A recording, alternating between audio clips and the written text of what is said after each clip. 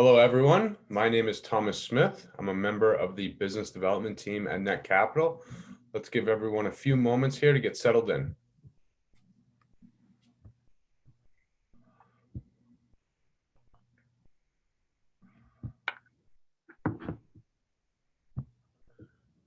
All right. How many people are on? We got quite a few coming in, which is great.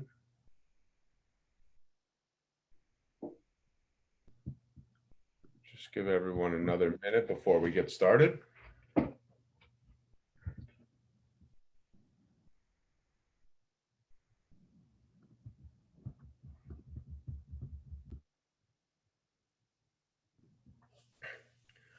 right, we do have some more folks that are joining, but we have a couple housekeeping items to go over. So I'm going to get started with those before we fully get underway.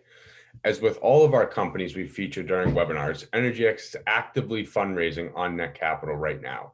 You can invest in the company during this webinar or after the webinar in searching by going to netcapital.com and searching Energyx if you are interested in investing. For those who are viewing live, I've also just added the offering to the chat. Next, I want to mention that we do want this webinar to be interactive as possible. So please, if you have any questions for Teague about Energyx, use the Q&A function, not the chat, but the Q&A function to send your questions in. And when it's time, we'll be answering many of them. Now, I know there are a lot of investors that have invested in Energyx already that are listening now, as well as some new investors that have not invested just yet. We will do our best to cover both sides of the aisle today with founder and CEO of Energyx, Teague Egan. Teague is no stranger to our webinars, as him and his company are on their second raise with Netcapital. However, today's conversation may be our most interactive and exciting to date, as Energyx has had tremendous growth and traction over the last couple months. And with that, it is my absolute pleasure to welcome founder and CEO to today's webinar, Teague Egan. Teague, how are you? Good. How are you, Tom? I'm doing great, thank you. And Teague, I know we've done a few of these, but just wanted to start by asking if you could just give a brief intro about the company to some of our new attendees. Yeah, we have done a few with you. Always fun. So a brief background on the company. We're a company focused on the energy transition. I think that most people understand and know what the energy transition is, but it's pretty broad thing, and we focus on the EV supply chain, how we make the batteries and battery materials for EVs, and more specifically than that, our biggest focus is direct lithium extraction. So how do we produce lithium more efficiently and cost effectively to supply the battery makers that make batteries for electric vehicles?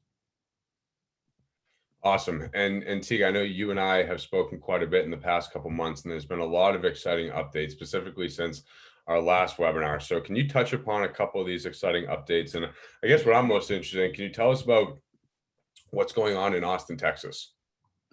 Yeah, so Austin, we moved the company. Well, we didn't move the whole company to Austin, but we opened up a research facility in Austin, our first independent research facility. And I'm actually here today. We have a beautiful laboratory that has scientists doing all sorts of experiments around the clock.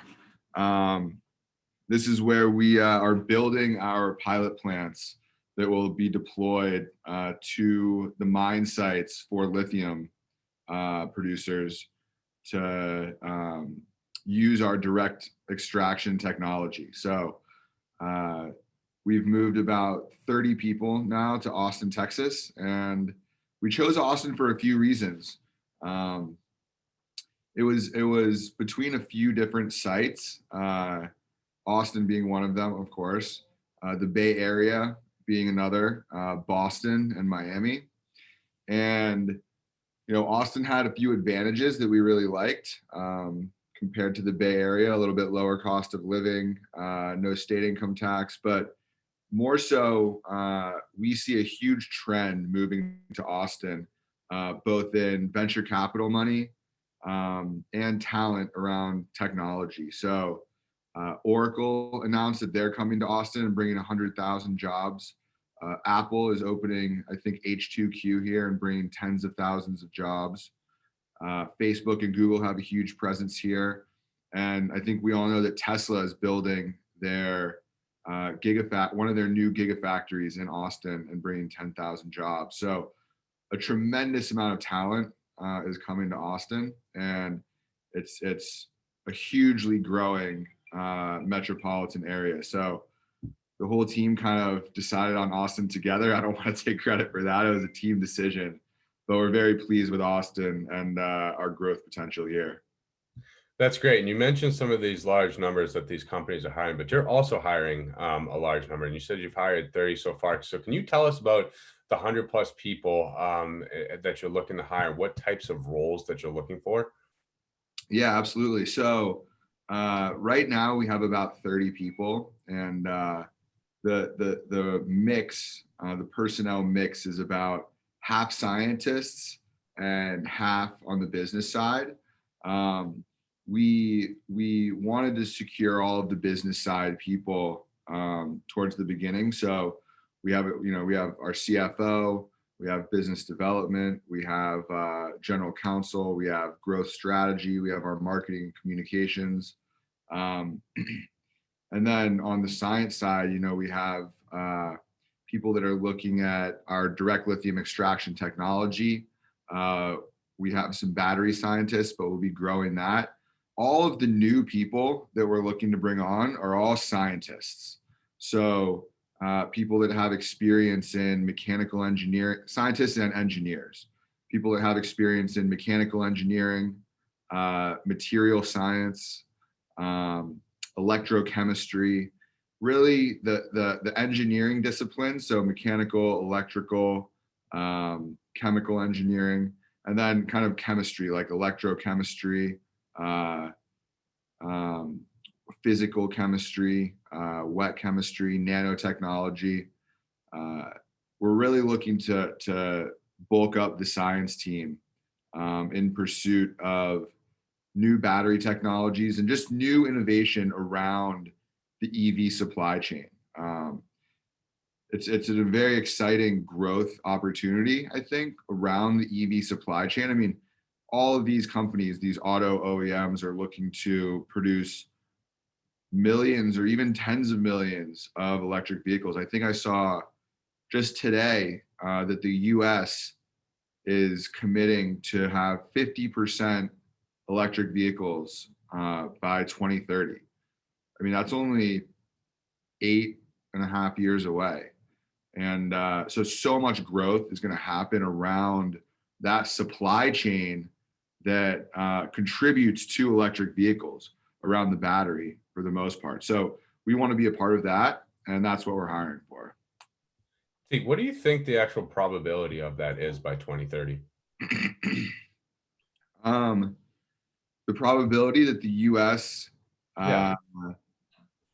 manufactures 50% electric vehicles, I think is reasonable. I think that it all depends on the supply chains that contribute to that. I mean, Tesla obviously is 100% electric, and I think that by 2030, they could be producing millions and millions of cars just by themselves. When you think about the mix of internal combustion engine cars versus electric vehicles, and maybe like some hybrids in there for the GMs and the Fords, those two being the biggest producers in the US, they both really want to. They've announced huge plans. I mean, GM is investing billions of dollars into gigafactories with LG. They've already announced two, one in Lordstown, Ohio, one in Chattanooga, Tennessee. Ford has robust plans around electrifying its F-150, its most popular vehicle, as well as, a variety of their other vehicles. They really want to. It's just the limiting factors on how many batteries we can produce and really how much lithium we can source to build those batteries. I mean, lithium is the bottleneck, and you can't produce, the internal combustion supply chains are robust. Like, they've been building those supply chains for dozens, 50, 70 years since the beginning of automotive. Uh, Building an electric vehicle supply chain that's robust enough to fill that goal of 50% is hard, and that's why we're hiring for it, and all these companies are investing in it, and we're trying to get the talent and the resources to do that.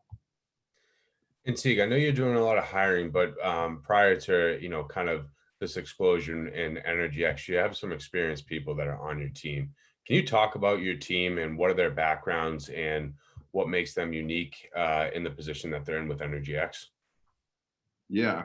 So we're seeing this, I've tried to build a team that has different experience and skills than me. So we went out and found executive vice president of technology who had an extensive background in process design engineering and mining.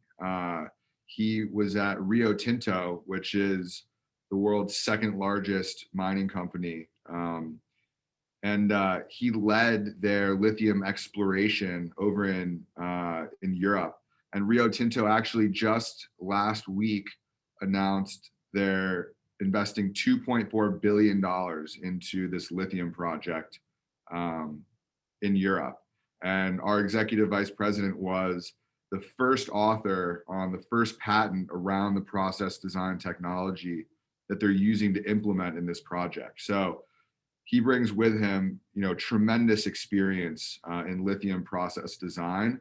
And that's ultimately what we're trying to do for brines, is invent a new process that extracts lithium and produces lithium at more efficient rates, recovery rates, and lower costs. So, he was a huge add. We just added a new VP of separations that spent 30 years at Oak Ridge National Lab, which is one of the top energy DOE funded, Department of Energy funded national labs that's in Oak Ridge, Tennessee.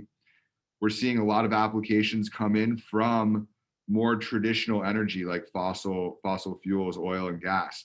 A lot of people that are working at the big oil and gas companies or more traditional energy companies are looking for a new position at a renewable energy company. So our CFO,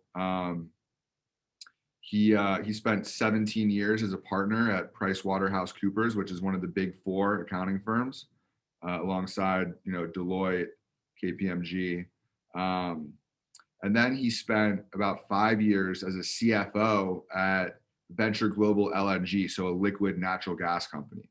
And he said, even though natural gas is obviously more in the present than, say, like coal or crude oil, he said, I don't want to be in natural gas anymore. I want to be in renewables and batteries. So he came over to us from Venture Global, and we're just seeing so much transition in the applications that are coming in from more traditional energy to renewable energy. So it's positive. Well, it's such an exciting time at Energyx, and just reminding everyone that Energyx is actively raising capital on Netcapital. You can visit netcapital.com, search Energyx, actually featured on our homepage as well, and click the offering to view their investment opportunity. And so, Teague, I want to pivot into that a little bit, talking about kind of some of the exciting updates, not only with the hiring and the team and whatnot, but can you highlight over the past, couple of months, some of the exciting updates that within Energyx? Yeah. So, we set a target of September to put our first pilot plants into the field, and that will be the biggest milestone to date for the company. We're right on target for that deployment, and our pilot plants are fully built, and we're right now testing brine, which is the lithium concentrated solution that several of the largest lithium producers in the world have sent us, from lithium sites mostly in South America, but also in the United States. So we're really progressing towards that. We just recently opened our facility in Austin, Texas, and it is combined 6,000 square feet of lab and office space, and then 5,000 square feet of warehouse where we build the pilots. We put the pilots into these large 40-foot shipping containers, and they are like basically modular, self-contained units that we can just ship down to the field and plug and go. That has been the biggest milestone of Energyx in the past couple of months. I think that Tom, you and I spoke not too long ago, maybe like May. But we're already bursting at the seams in this office, and with 30 people in here kind of running around, it can be a little hectic. So we're actually even looking for bigger space right now. But that's been the biggest milestone in the past few months, moving to Austin and consolidating the team. The pilot plants in the ground are the next huge milestone. And I think that for all the investors that get in today, we'll see a huge boost in valuation once we cross that milestone. And then beyond pilot plant deployment to the field, we hope to start securing commercial agreements with those customers that have the pilot plants. I mean, once we run the pilot plants for a few months and validate long-term efficacy of the technology in the field, we think that will lead to commercial agreements, which will again boost the valuation even further. So those are some of the things that just happened, and those are some of the things that we look forward to in the near future. No, Teague, and I can attest to this because whenever we email and we, schedule times to get on our weekly or biweekly updates, I always have to preface it as, what time zone are you in? Because you are literally traveling all over the world. You're one of the busiest guys I know. And it's just been really exciting to, be working formally with Energyx since November of 2020. And even since then, less than a year, seeing the growth and the opportunity that lies ahead. A lot of folks been asking Teague about your business model and how do you make money? Can you touch upon that a little bit? Yeah.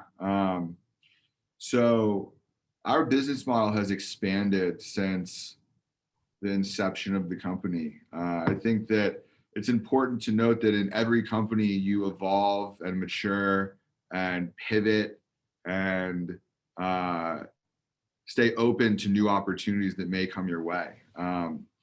Our first thought and concept around business model is that we make this technology, but we want to benefit from downstream of the technology that we produce. So we implore a licensing or technology fee for the producer, that every ton of lithium they produce using our technology, it creates either, you can calculate it as X amount of savings for them or X amount of incremental revenue.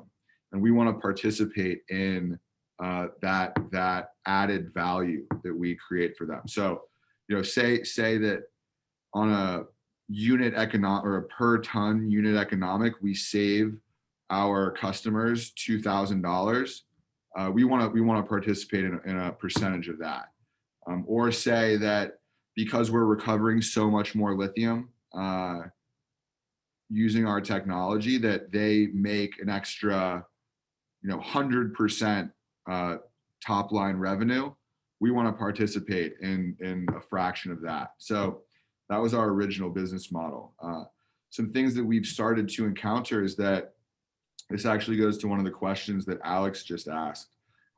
We've been approached by several battery manufacturers and auto manufacturers within the last 6 to 12 months. And where we originally thought our customers are the lithium producers, now we see an opportunity where our customers can also be a little bit even further downstream in battery manufacturers or auto manufacturers. So we're thinking about a business model where we actually sell lithium that we help produce using our technology to those end users. So we can essentially guarantee the lowest cost per ton of lithium because we know that our technology produces it at the lowest cost. So we can, in essence, pass that through to the end user and control a sale to either battery manufacturers or auto producers. And we call that our opportunistic offtake business model. Thanks, Tegan. Thanks for answering Alex's question. So I do want to jump to a few questions here. We have quite a few that are in the Q&A right now. First one that we'll jump to is, what is your estimated timeline to move from pilot to commercial lithium extraction units? What's your estimated timeline to move from pilot to commercial? So it's a great question. Thanks, Robert. So as I mentioned, our goal in Q3, maybe Q4, is to deploy these pilot plants into the field, which are single 40-foot containerized units. We will look to test those for 6 months in the field to ensure long-term stability of our extraction technology. From there, we will scale up to a demonstration size unit. And these demonstrations can also be housed in single 40-foot containers. It's just the surface area of our membranes increases in the stack that they're in. So that will take place over another 6-month period. But the key is that the demonstration units, the stacks of membranes that are in demonstration units, are actually the full commercial size stacks. So when we think about moving from demonstration to commercial, it's just multiplying those stacks from 1 or 2 in the demonstration container to 50, 100, 500 of those stacks. So it's a very easy transition from demo to commercial. And the other cool thing about this is that we plan to do this in a very modular type way. So we're not stuck stick building like a big facility in the middle of a, Argentinian desert in the mountains. Everything comes prefabricated and modular in 40-foot shipping containers. And it's like Legos where we just stack these things next to each other and plug in the feed, and it can go through however many stacks they need to produce as much lithium as they want. So we're still on timeline to be partially commercial by late 2022 or early 2023. Exciting stuff, Tegan. Just moving on to the next question here from Robert. We wanted you to touch upon liquidity events a little bit. I want to answer the first part of that, is that at Netcapital, we're currently building with a major partner of ours, Rialto, our secondary transfer feature that was live last year. We partnered with Rialto, took it down to even build a stronger platform. And in the coming months, we'll have that up. So through Netcapital, through all of our offerings, but Energyx specifically, since we're talking about Energyx, there is liquidity provided for our private companies and Energyx. So with that being said, and Robert did acknowledge that this is a little early, but how do you see liquidity outside of Netcapital? And the question is IPO, acquisition, or just continuing to run the company? Yeah. So there's a slide on the deck, Robert, that talks about exit strategy. And while exit strategy is obviously something that is important to investors and liquidity is important to investors, what I'm thinking, this company is relatively new and everybody knows that it's a young company. And I feel that we've kind of are transitioning from startup into growth phase. But what I'm focused on the most right now is making the best product that will provide value to our customers, and which equates to revenue for the company. And we're in such an explosive segment with so much tailwind behind our back with the EV supply chain that there's tremendous growth ahead of us. You never know when an exit opportunity is going to come your way. And there are so many potential suitors for a company like ours, whether it be the auto manufacturers that are like very end users, whether it be battery manufacturers, companies that need a lot of lithium, basically, maybe even Apple, something like that. You can look at big mining companies that want to move into mine, that are currently mining other materials but want to mine lithium. You can look at our customers. You know, we're going to save tremendous value for our customers, and we could just be an acquisition target for them. Some of our producer or manufacturing partners, we make a very specific part of the technology, and it requires a lot of other ancillary equipment, like pumps and pipes and valves and the balance of plant. And we work with some of the biggest water technology companies in the world on that. We could be, a target acquisition for them. And then on the IPO side, SPACs are obviously really hot right now. You never know if a PE firm could look at this and see it as attractive, or a traditional IPO. So, these are all things that we discuss on a pretty frequent basis. But, there's no like set in stone plan of how and when that can happen. But one of my main priorities is to provide liquidity for investors that have believed in us. And I hope to give great returns to those investors.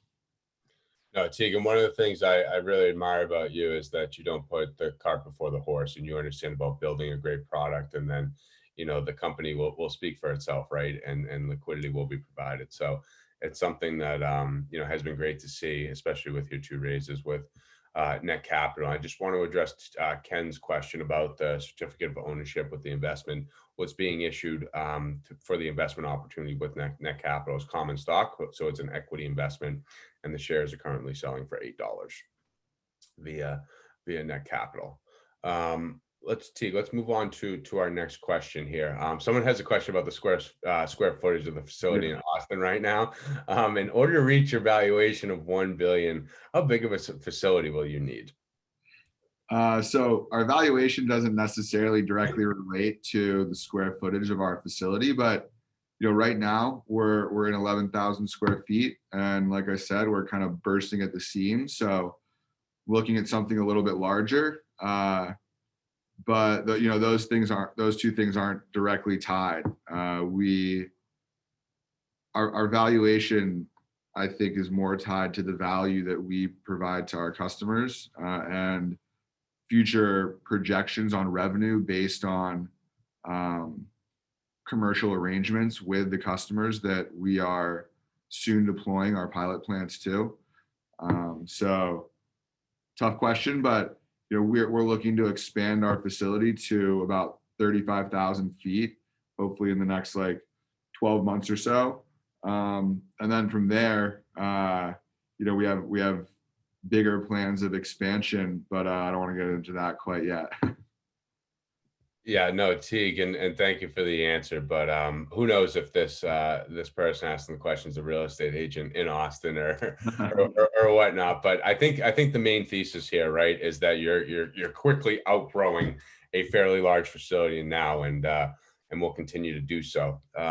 Moving on to the next question, this attendee asks, please discuss the progress being made on DLE demonstrations/pilots. Are these on synthetic brines or actual brines? What is the size of the demo, liters or cubic meters? What is the processing cost target? All right, so that's about 5 questions in one. So Teague, start where you see fit. Yeah, so I've talked about a little bit of this in terms of how we're scaling. The pilots that are running in our facility in Austin are on actual real brines that have been shipped to us by nearly all of the tier 1 lithium producers in the world. The size of the pilots, they can run about 720 liters per day. The customers can't ship us quite that much brine, and that's why we test smaller amounts continuously. But the whole point of shipping the pilots to the field is for that longer duration testing where they can just test like a cubic meter of brine a day. Then for the demonstration units, and there's some slides specifically on the deck that cover this, the scaling, the size of the pilots, and the size of the stacks. But the demonstration units are nearly 100 times the membrane surface area as the pilots. And then what is the processing cost target? So, we have a blended cost across CapEx and OpEx, but we look to significantly decrease the OpEx of a per ton cost by nearly 30% of what it stands at today. So there's also a slide on that in the deck that is lithium OpEx cost per ton. Great, thanks, Teague. And moving on to the next question, what is the nature of the battery the company is developing? Lithium ion or something else? What size batteries have you produced thus far? So the batteries that we're producing use lithium, but they're not called lithium ion batteries. They're called solid state batteries because in a lithium ion battery, the material that separates the two electrodes that the lithium travels back and forth between is a liquid, like gel type electrolyte separator. And because it's a liquid, because it's liquid state, that creates safety concerns because it's flammable, and it limits the energy density of a battery because you can't have as much lithium in the battery. So future battery architectures are looking at replacing that liquid piece of the battery with a solid state separator that separates the two electrodes.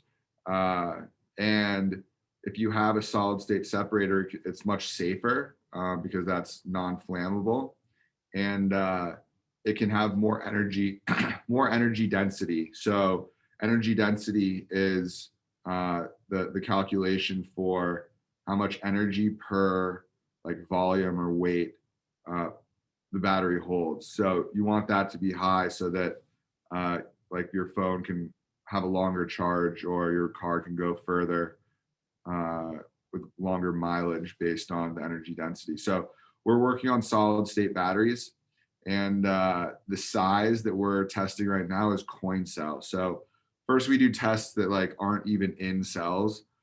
We do tests just with our material against like fire to make sure it's non-flammable. We do tests against both sides of the electrode. So we plate it against lithium metal and make sure that it's stable and it doesn't, deteriorate.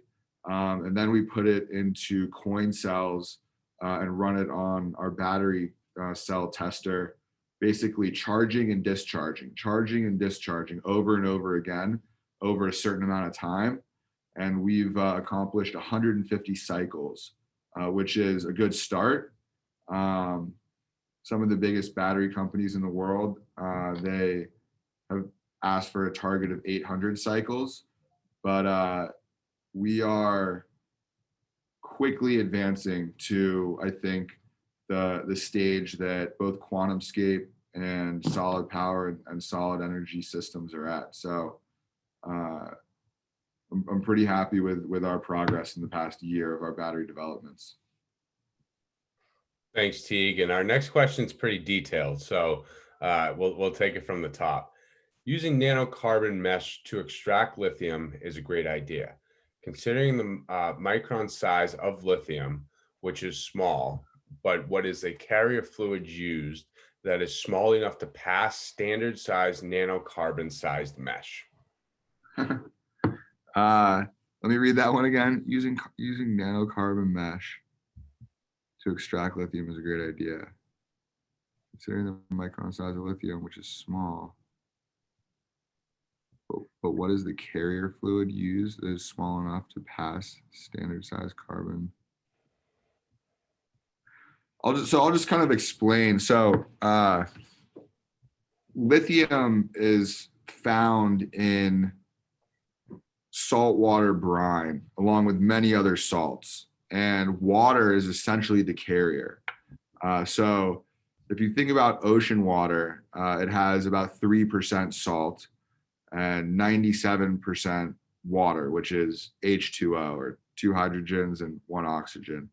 And but that 3% salt is made up of a variety of different salts. It's not just sodium and chloride, which is what table salt is. There's a myriad of different salts, and that holds true for much more concentrated salt brines that have 30% salt. And if you can think about it, say you have 1 liter of this fluid, right? And divide it into 1 million different parts. That 30% would be 300,000 parts salt and 700,000 parts of water. The 300,000 parts salt is a mixture of about 200,000 sodium chloride, or sodiums and chlorides, and then 100,000 of magnesium and potassium and boron and calcium, and lithium is a part of that. And lithium accounts for anywhere between 100 and 1,500 parts per million out of the full million parts that make up that 1 liter. So just trying to kind of visualize this for the person who asked the question. Our membrane has nano-sized pores, and we don't use carbon mesh, but we use different particles that have very small pore sizes that allow the lithium to pass through, because lithium is a different size than some of those other salts. It's the smallest size. So lithium passes through while the other salts in the brine are rejected. So that's kind of a very high level of how our membrane technology works. Whoever asked that question, I'm more than happy to get deeper into the science if you just email me at hello@energyx.com now. Thanks, Teague. That was a great answer. And it sounds like you touched upon you answered the next question a little bit, but I'm going to ask it anyways. What is the lithium concentration on the brines, and what is the end result after your process? Is the process one step or a series of steps such as filters, membranes, ion exchange, or adsorbent? So the lithium concentration varies, and the chemistry of the brine varies from producer to producer. So the brine out of Chile is significantly different than the brine in Bolivia or Argentina or the United States. But we typically see a range of the lithium concentration anywhere from, in ocean water, the lithium is 1 ppm, 1 part per million. In the brines in the United States, typically starts at around 100 to 150. I mean, there's a lot lower that people ask us if we can produce, but that's just not economic. And then in South America and Bolivia, it's between 300 and 800, which is getting higher. It's a little bit higher in Argentina, around 650 to maybe 1,000. And then in Chile, it has the highest starting concentration between 1,000 and 1,800. And the idea is to concentrate this up to about 6% lithium, so 60,000 ppms, without losing the lithium that along the way, right? So they use these huge evaporation ponds, and you want to recover all the lithium that you pump out, right?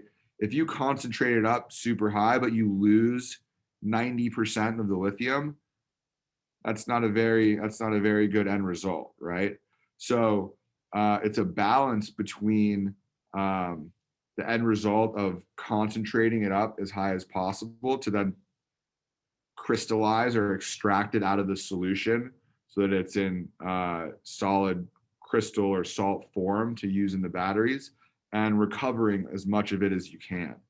Um, we make we put our technology down, and it's one part of the process that both concentrates it and separates and purifies it um, to a really exponential extent.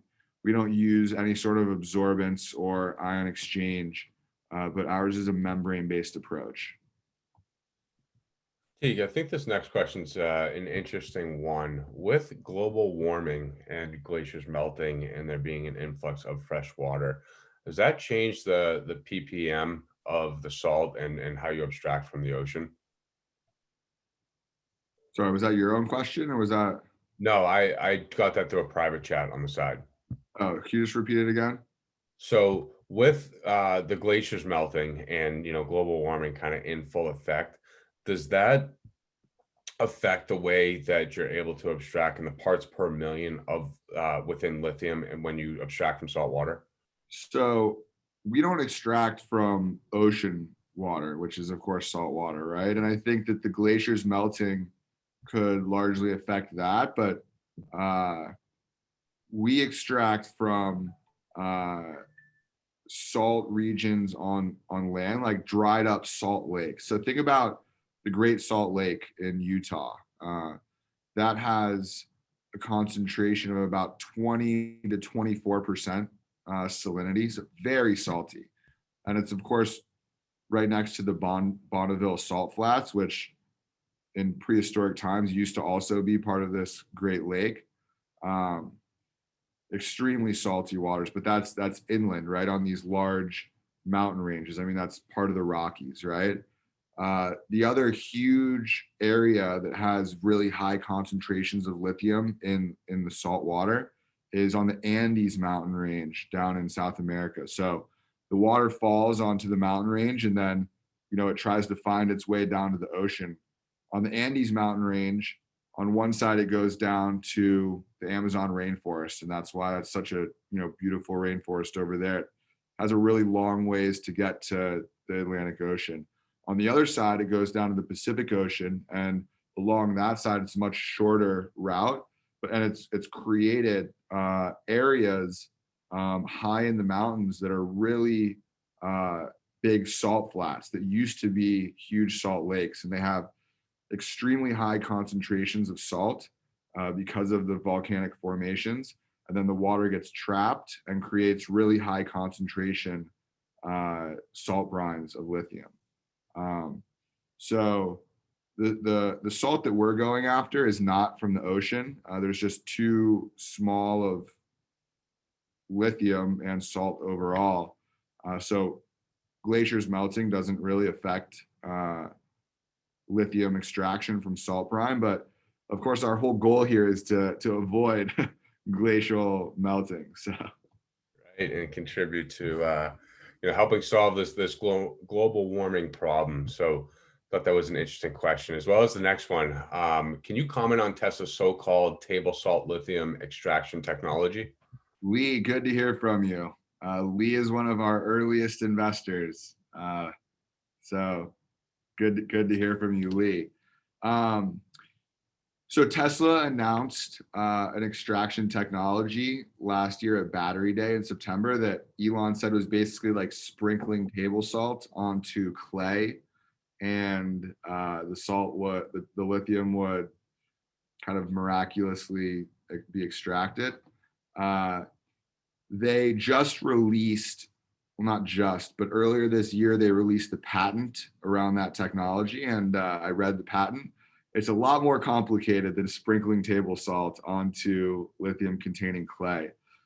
Basically what they're doing that they did not mention in that is that they are using ball milling to break down this clay into a solution. So they put this clay that contains lithium and ball mill it to break it up. And it ends, and then they use table salt in this process. But it's a very industrial, mechanical process of using these very fine balls to mill the clay. And they still only get to about 200 ppms of lithium, which then, of course, needs to be concentrated up, as I mentioned before. So their process could actually need our technology to further purify and concentrate the lithium. So, I don't really know how it's going to play out for them with that. I think they didn't really announce the economics behind their table salt extraction technology, but there's a lot more processing that goes into it if once you read the patent that becomes uncovered. So T, just to parlay off that for Lee's next question, is it a competing technology? So they still need to do further processing once they complete that process. I mean, they still have to extract the lithium out of this this solution that is the end result of the ball milling table salt technology. So they could go with other absorbents or extractants once that first step is complete, or they could potentially partner up with us on our technology. So, I look at other technologies as usually complementary in a way. There could be a way to complement, but we'll see how their technology plays out. Great answer, Teague. And moving on to the next question, can you speak of the competitive landscape and what, if any, competitors have emerged within the market? Um,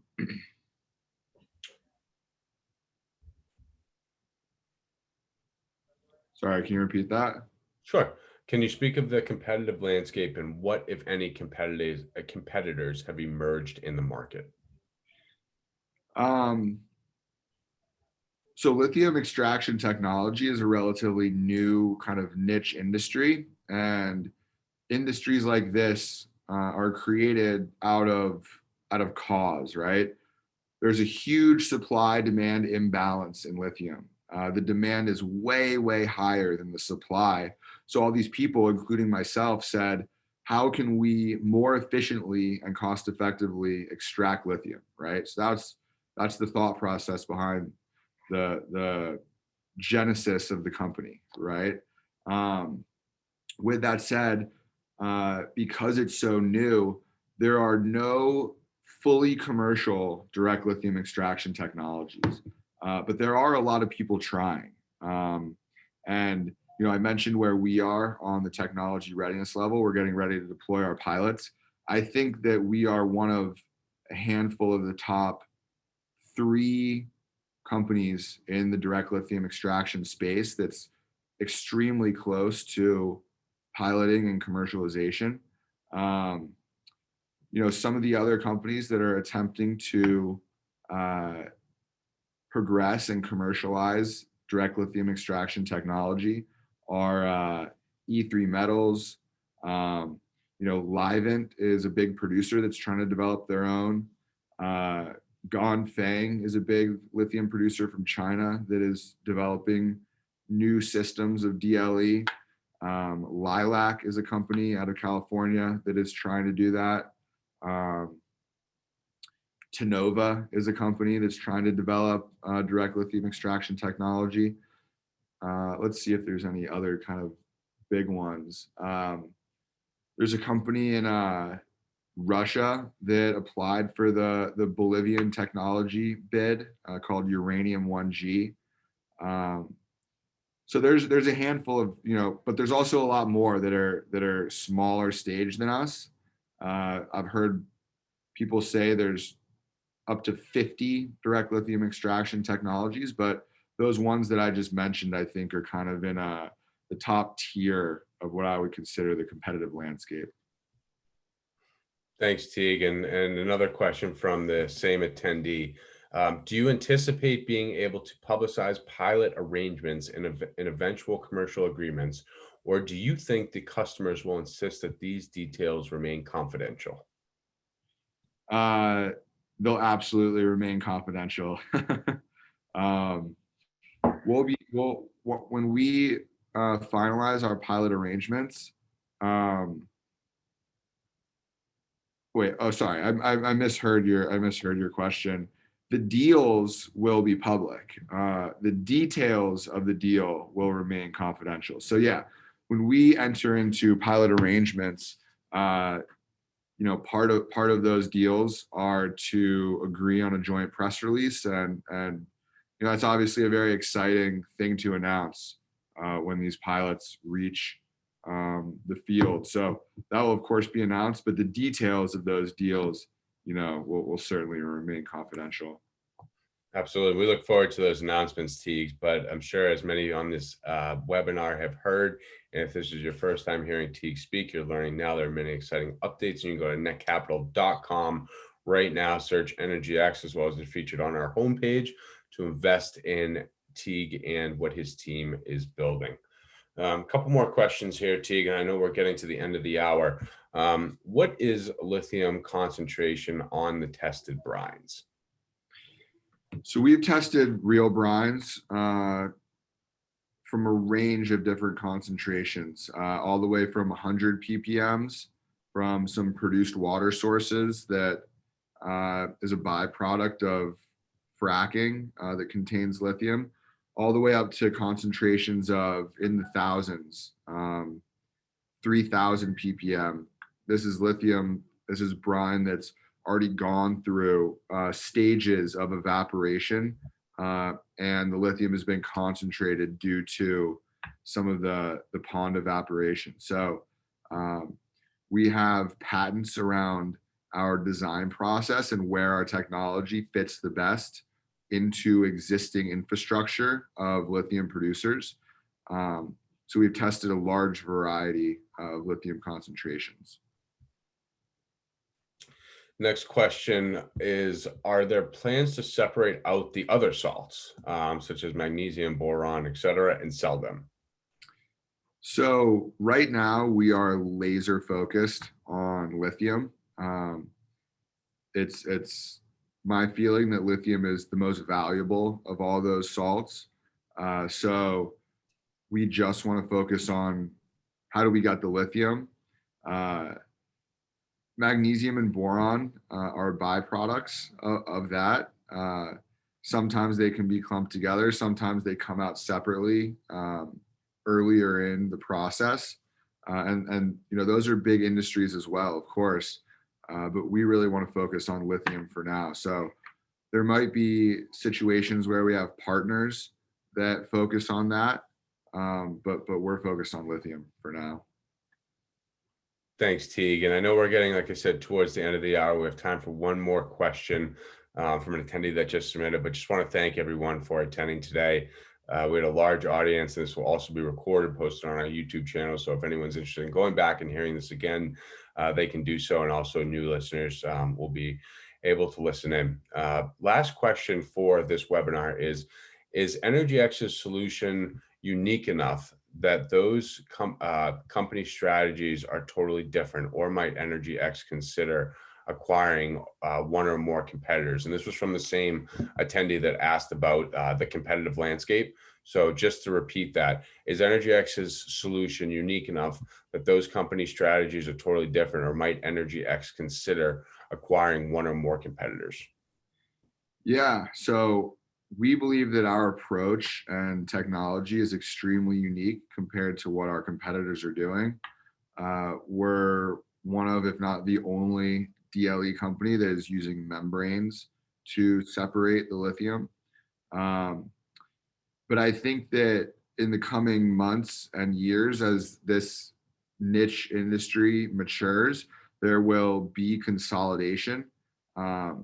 And consolidation is good, I think. I don't want to rule anything out what Energyx's future plans might be. A lot of big companies acquire companies that can help improve their process in some way. So you think about, just the biggest examples, right? Like Apple acquiring the technology that ended up being Siri, or Tesla acquiring, some battery technologies that improved the batteries that go into battery day.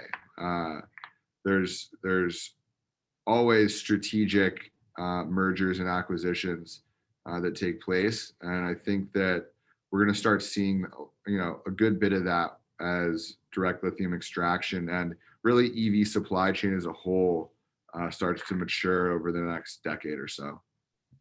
Thanks, Teague. And before we wrap up here, we have one more question slip in, so we will ask it. But just want to thank you for your thoughtful and thorough answers to all of our attendees' questions. Last question for this webinar is, are there any studies that estimate how long the supply of lithium will last? I don't know of any studies. I think that there's a lot of lithium out there, and we're just scratching the surface of lithium recovery.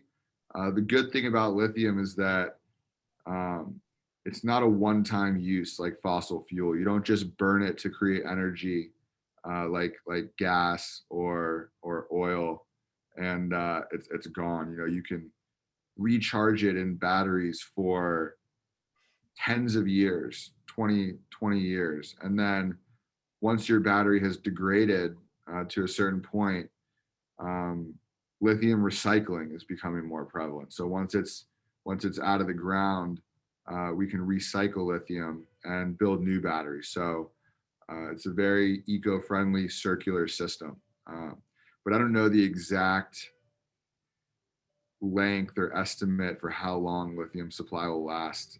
I mean, that's if you think about it in a non-regenerative type situation, which it's not. But to your point, you're just scratching the surface to kind of what the capabilities are. Exactly. Well, Teague, it is always an absolute pleasure to speak with you. We're getting to the end of our time here. And like I mentioned before, sometimes when we talk, you're in Europe, you're in the Middle East, you're in Asia, you're in South America, you are all around the world. And I know you're at your labs in Austin right now, but you're constantly burning the midnight oil. You're up early. So I really appreciate you taking the time to spend an hour with us and all the attendees, answering questions and diving in further to all the exciting developments that have happened at Netcapital just in the past few months. And again, for the last time, I want to mention Energyx is raising capital live right now on netcapital.com. You can go view their offering, and if you choose to do so, make an investment in this very exciting company. Teague, absolute pleasure to speak with you today. Thanks again, and sure we'll be chatting soon. Talk soon. Thanks, Teague.